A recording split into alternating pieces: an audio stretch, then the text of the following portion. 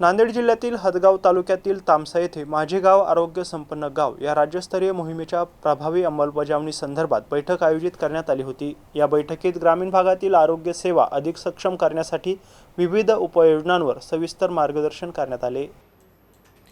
यावेळी आरोग्य अधिकारी डॉक्टर संजय मुरमुरे यांनी मोहिमेची उद्दिष्टे स्पष्ट करताना प्रत्येक ग्रामपंचायतने या उपक्रमात सक्रिय सहभाग नोंदवावा असं आवाहन केलंय। गाव आरोग्यदृष्ट्या सक्षम करण्यासाठी शुद्ध पिण्याच्या पाण्याचा पुरवठा, गरोदर माता आणि बालमृत्यू दर कमी करणे, संसर्गजन्य आणि असंसर्गजन्य आजारांवर नियंत्रण, पर्यावरण प्रदूषण रोखणे, जैविक कचऱ्याची शास्त्रोक्त विल्हेवाट लावणे, स्वच्छता राखणे तसेच नागरिकांमध्ये आरोग्याविषयी जनजागृती करणे या बाबींवर विशेष भर देण्यात आले। या योजनेत राज्यस्तरावर प्रथम आलेल्या ग्रामपंचायतला 5 कोटी रुपये तर द्वितीय क्रमांकावर आलेल्या ग्रामपंचायतला 3 कोटी तर तृतीय क्रमांकावर आलेल्या ग्रामपंचायतला 2 कोटी आणि विभागीय स्तरावर 1 कोटी दुसरे बक्षीस 75 लाख आणि तिसरे बक्षीस 50 लाख रुपये ठरवण्यात आले आहे।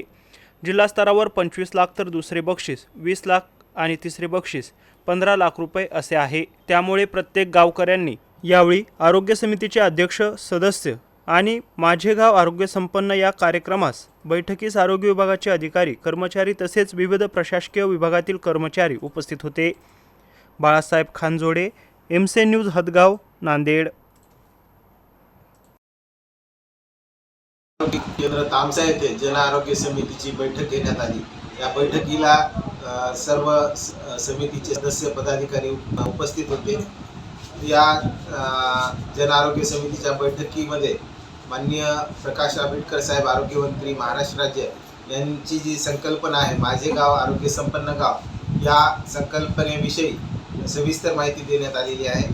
या योजनेचा सुरुवात 1 एप्रिल 2026 पासून सुरू झालेली आहे आणि त्याचं मूल्यमापन 31 मार्च 2027च्या अगोदर होणार आहे। यामध्ये सर्व ग्रामपंचायतीचा आम्ही सहभाग घेतलेला आहे आणि यामध्ये जे काही प्रथम येणाऱ्या ग्रामपंचायती आहेत त्याला राज्यस्तरावर 5 कोटीचा पुरस्कार आहे, जिल्हा स्तरावर 25 लाखाचा, विभागीय स्तरावर 1 कोटीचा पुरस्कार आहे। यामध्ये खूप भरघोस असं पुरस्काराचं आयोजन करण्यात आलेलं आहे। या पुरस्कारामागचा उद्देश असा आहे की आपण एखाद्या कामाला इन्सेंटिव्ह जर का दिला, प्रोत्साहन दिलं तर ते काम जोमानं निश्चित होते। यासाठी आपल्या आरोग्यविषयक सर्व घटकांचा यामध्ये समावेश केलेला आहे।